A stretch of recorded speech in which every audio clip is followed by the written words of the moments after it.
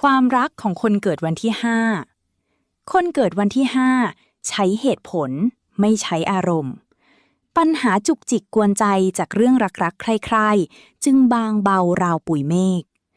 ปัญหาหนักกลับเป็นเรื่องแสดงความรู้สึกรักนะแต่ไม่แสดงออก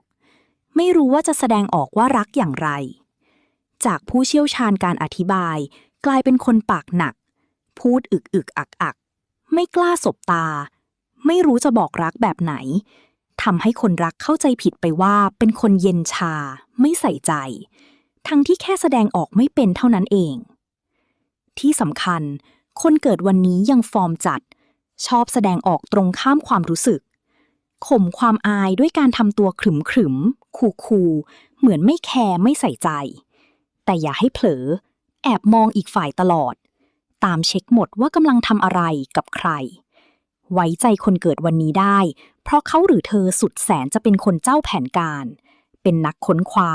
ชอบศึกษาหาความรู้เรื่องคนที่ชอบแต่ไม่แสดงออก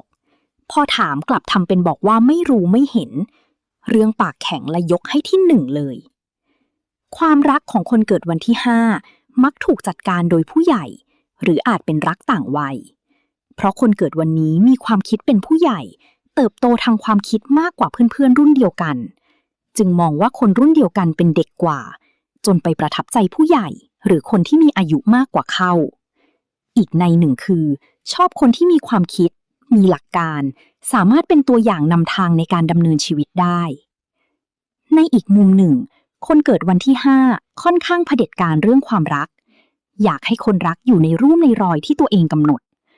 คนรักของคนเกิดวันนี้อย่าได้ไปทำตัวฉลาดกว่าหรือเผลอสั่งสอนเข้าเฉี่ยว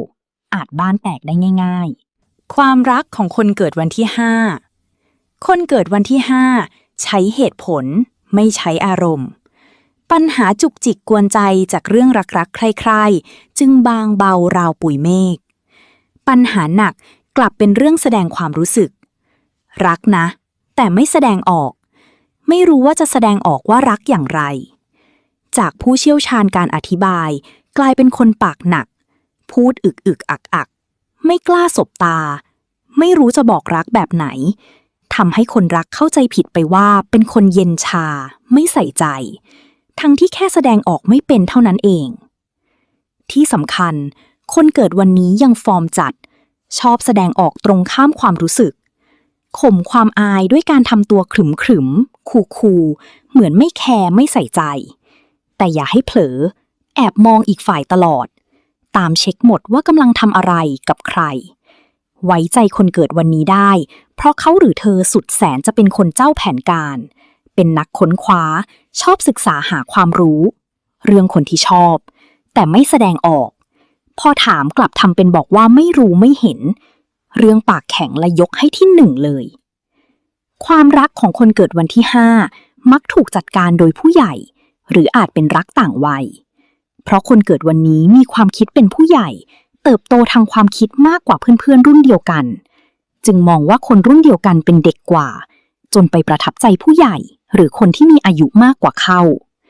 อีกในหนึ่งคือชอบคนที่มีความคิดมีหลักการสามารถเป็นตัวอย่างนำทางในการดำเนินชีวิตได้ในอีกมุมหนึ่งคนเกิดวันที่5ค่อนข้างเผด็จการเรื่องความรักอยากให้คนรักอยู่ในรูปในรอยที่ตัวเองกำหนดคนรักของคนเกิดวันนี้อย่าได้ไปทำตัวฉลาดกว่าหรือเผลอสั่งสอนเข้าเฉี่ยวอาจบ้านแตกได้ง่ายๆ